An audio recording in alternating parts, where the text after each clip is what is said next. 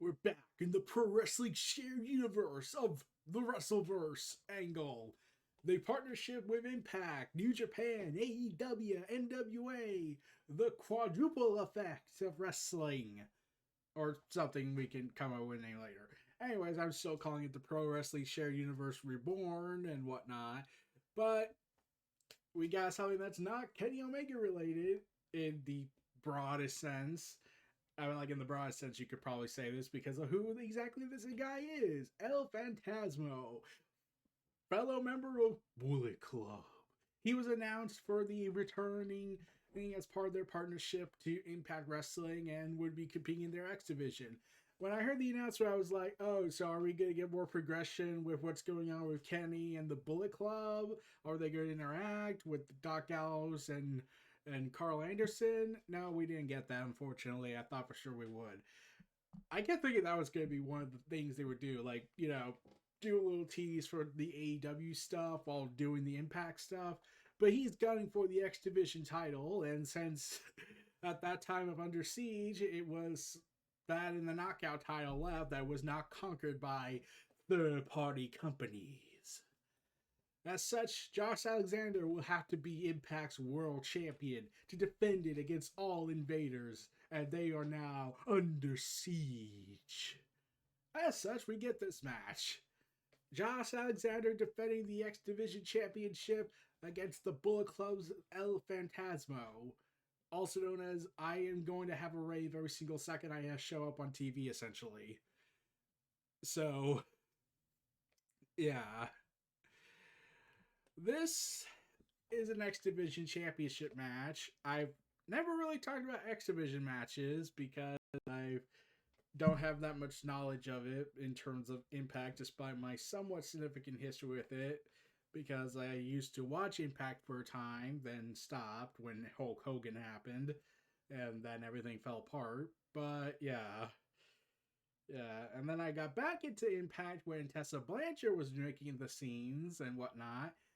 And then the stuff about her happened, and I gave up. Then the Slammiversary promos happened, and then I got interested. And then all of a sudden, Impact working with AEW, I get interested. And I'm just like, Impact is the company that will not want to die. Despite everyone saying it probably will die next year, or the year before that, or the year before that, where they had reached the lowest of lows. Then all of a sudden, they're back. They have a new lease on life, and you just can't help but wonder why at times.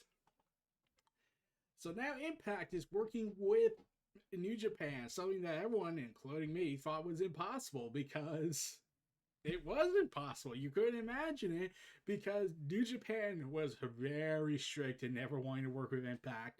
They dropped their alliance with Access TV when Anthem bought it, saying that, oh, we'll let you keep your contract with us. Can you work with Impact though? We quit. Fuck you all. We're never forgiving you for Okada. And then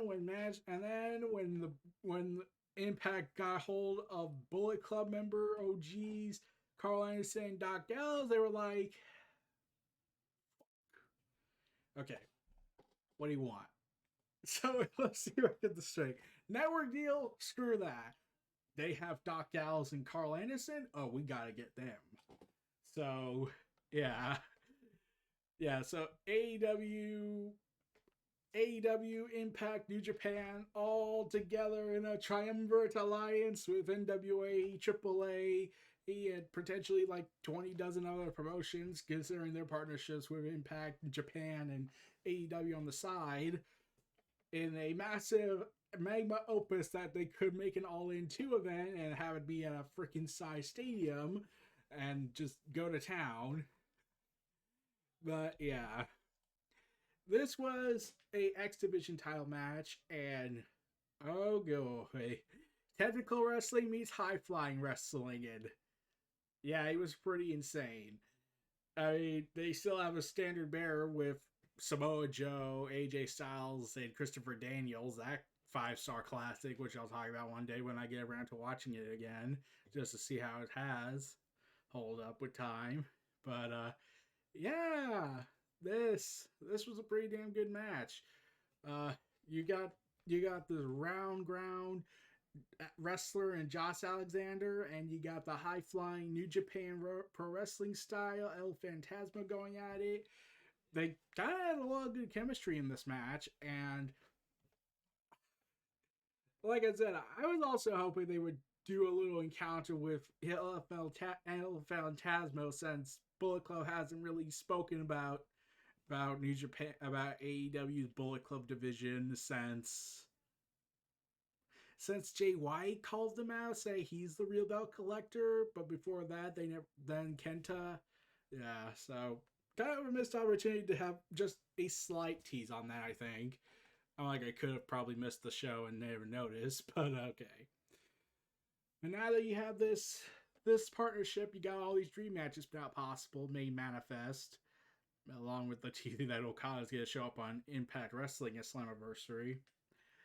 But yeah, El Phantasmo Brunga, he was the arrogant SOB rave partier that he wants, and he goes for the hand when he finally gets a weak point in Josh Alexander after he smashes his head on the ring post, and he tries to go for that old school wrestling move the Undertaker's known for, and what Lance Archer popularizes even more with his moonsault, but El Phantasmo takes too long, and he gets dropped. Yeah, that's ended badly. And then divine intervention happens, but ELP hits the rope after escaping an ankle lock, landing a moonsault for a near fall.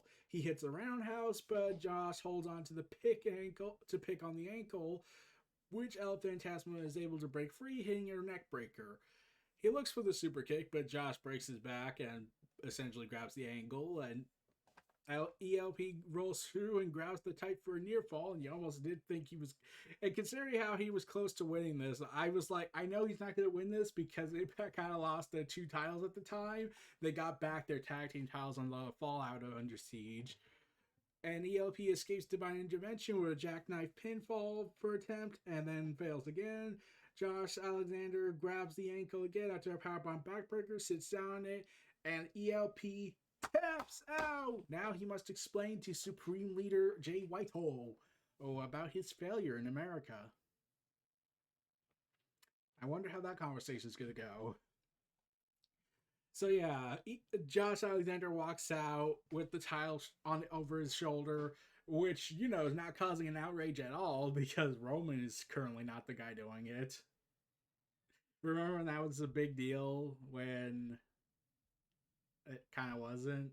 Like, I know a couple people getting pissed over Dolph Ziggler, the way he had the belts around his waist and behind his butt. But, we gotta ignore that. We gotta get pissy over the shoulder thing, over the back of his shoulder. But yeah, this was a pretty good match. From what I heard, this was one of the top matches of the show, along with the Kenny Omega match and, well, the main event. But I'll be the judge of the 6-man tag team match, since this is part of my Pro Wrestling Share Universe catalog and not the contendership match. But yeah. But anyways, so now we gotta see who's next. I recall hearing who was next coming from New Japan as part of their partnership, since El Phantasmo's time is over. But yeah, it's gonna be interesting. Let me see. A New Japan Pro Wrestling legend this time will be showing up. New Japan legend, Satoshi Kojima. I'm pretty sure if I got that name wrong, I am sorry. But yeah, Kojima, which is not Metal Gear Kojima, damn it, is going to have his match, is going to show up on New Japan Pro Wrestling. That's big tall order. I can't wait for that match. And like I said, Finn Juice dropped the tag team titles to the forces of Violent by Design. Yeah, that Eric Young group he's doing. But man, it's just so fun with all this. We get to do quality matches, partnerships. Everyone wins in this, hopefully. And we all hopefully will end on a big note where everyone's happy, hopefully, and nothing is bitter and angry and frustrated, because this is the wrestling industry and we have politics to deal with. Uh, yeah, but it's going to be interesting how more of the forbidden door between the companies continue to open in Impact and in New Japan. And Kojima being the next guest is going to be a killer match because, yeah. And plus, let's see. He was ranked number 3 in PWI's 500 for 2005, so that's a big deal. So yeah, you're gonna have to see that and see what he brings. I don't know much about this guy other than what I just learned, but we'll have to see where he goes from here, and I am going to enjoy it. The reason why I did not talk about El Phantasmo's initial debut is because there wasn't really that much to talk about outside of the fact, oh, El Phantasmo's coming. I need to also add some context and matches and details, and his matches were short. So yeah, El Phantasmo had won a contendership match. That's pretty much it on that front. Uh, Anyways, this was Neo Reality Entertainment presenting the WrestleVerse. Josh Alexander versus El Phantasmo at Impact Wrestling Under Siege for the X-Division Championship of the World. So if you like, comment, subscribe, check out my other content in the description below. Stay tuned for more. I'll see y'all next time. Peace and take care, and I hope everyone stays tuned, and I'll see y'all next time.